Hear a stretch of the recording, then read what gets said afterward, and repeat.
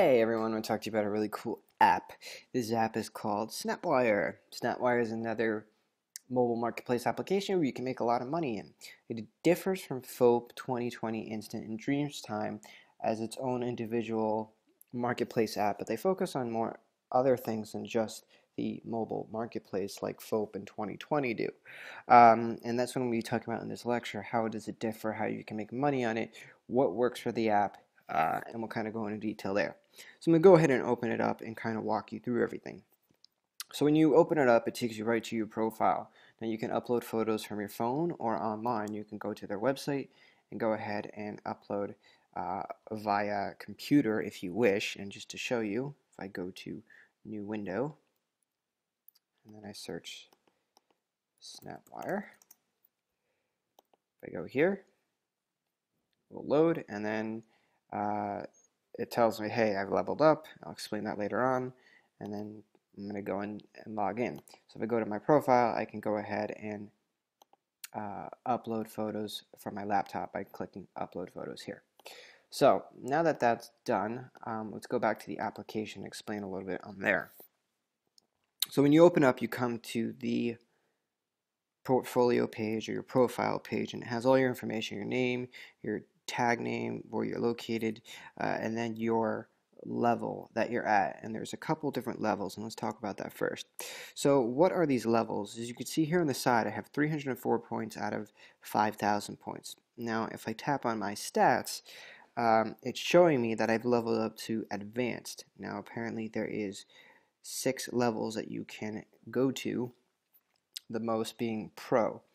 Now what does this mean? Well, you obviously start out as an explorer, but the more you level up, the more exposure you get in the application and the more earnings you'll make if you sell a photo. So it kind of puts you in a tierage type of level. So the higher you are, the more money you'll get per photo you're selling. Now I haven't used this application that much, and I recently have been using it a lot more just to see how I can make some money on it as well, and just try to test it out.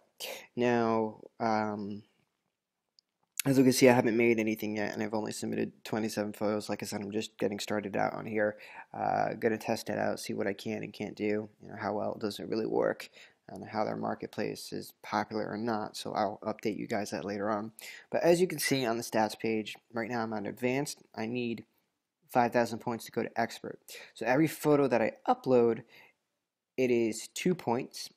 For every photo that is nominated, I believe it is 250 points, and then if you have a photo that's purchased, it's 1,000 points or a couple thousand points. So it kind of gets you up there.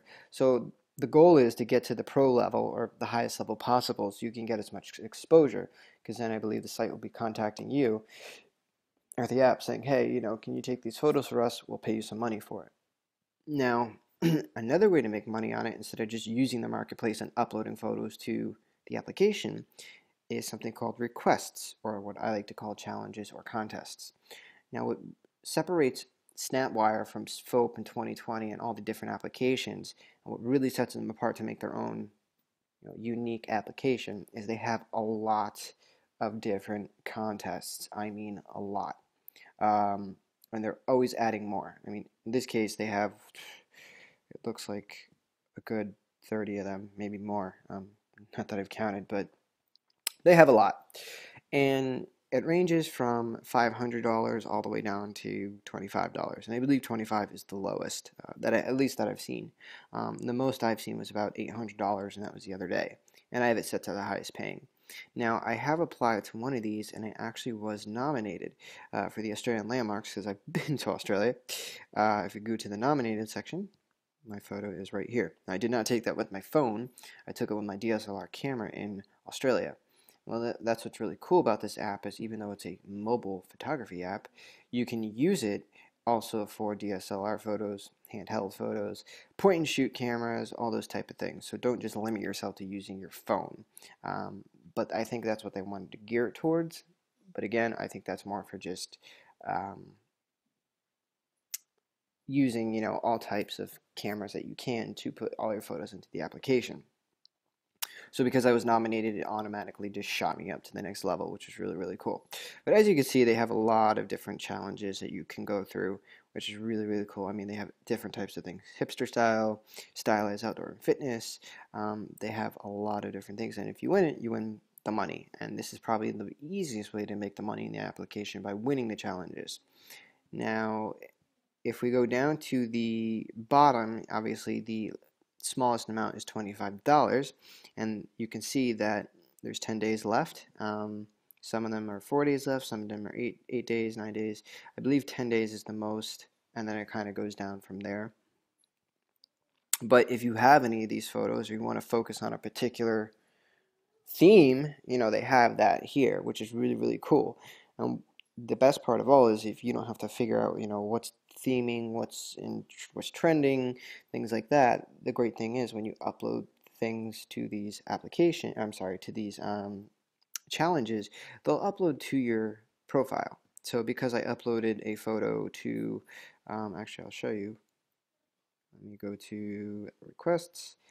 And because they have a challenge for dogs and humans, if I hit submitted, I submitted a photo right there for dogs acting like humans. That's not the best photo in the world. I just wanted to submit it for this particular lecture. So when you submit that, if you go to your profile, you can see here that it automatically puts into your profile, tag it appropriately, and then it will also be put into the marketplace. So you kind of kill two birds with one stone. You don't have to really kill yourself figuring out, oh my god, what I need to upload, what's trending, da da da da da. That's what these challenges are for. And like the other applications like 2020 and FOAP, I believe the FOAP one, if I remember correctly, because I haven't done it in a little bit, but you have to upload a photo to your profile and then submit it to the challenge, or vice versa. Go into the challenge and you want to upload it, and then so on and so forth. So, in this case, it kind of eliminates a step, which is really, really cool. And then your portfolio will build up, and it'll be really, really nice, because then you'll have hundreds and hundreds of photos, and then you'll get up to that pro level, which you want to get to. Now keep in mind, depending on the level you're at, you can only submit a couple of photos to each challenge. The higher level you get, the more that you can submit to each individual challenge. So make sure that if you upload them, you have the correct ones you want to upload, because then once they're in there, it'll say you can't upload anymore. And in this case, for the Australian one, it says limit reached. And I can't, if I tap on it, I can't do anything. It says you have uploaded 5 photos to this request. Once you level up, you can upload to 10 photos. And again, to the next level, it'll be probably 15 photos, and the next level, 20 photos, or so on and so forth. So that's generally the overall application. Really, really easy to use. It's actually pretty interesting and pretty cool. I highly recommend to check it out. And just like FOAP, if you go to the marketplace and you want to see what's trending, what people are purchasing, stuff like that, if you clicked on purchased, and there you go, you can see which photos have been purchased, which ones people are buying, things like that. Now spring is coming up, so there are a lot of spring photos, there's a lot of outdoor shots, so keep that in mind. Warm weather is coming about. If you're in a warm tropical climate, I highly recommend start taking photos like that and start uploading them. Don't be afraid to use people in your photos. Just make sure that you get a model release, or you get their permission, stuff like that, because people sell really, really well on these types of applications, because the buyers are big companies who are looking for the real life photograph, and that's what's really popular right now, what's trending. So with that being said, as you can see here, there's a lot of different shots you can take, and you can upload it to your portfolio. If you go into your manager, you can manage the types of photos that you've uploaded. As you can see, it's telling me every photo I've uploaded is 2 points. And then I was nominated, so that was 252 points. The 52 meaning I uploaded the photo plus the nomination, and then some other ones here. So that's generally the overall application. Really, really cool. I highly recommend to check it out.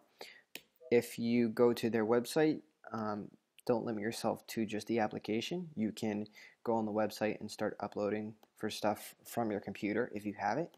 But keep in mind, you want to keep it creative, you want to keep it interesting, you want to keep it, um, I guess, appealing where the buyers will want to buy this particular photo. Like for example, if I go to the marketplace, you have silhouette shots that are really popular. This one's a blurred person, person sitting on a bench. So make sure there's some type of creativity behind it. Don't just shoot a photo to take a photo. That's the worst thing you can do. So that's pretty much it. I'll see you guys in the next lecture, and go check this app out. You can potentially make a lot of money in it. So go ahead, shoot away. See you guys in the next lecture.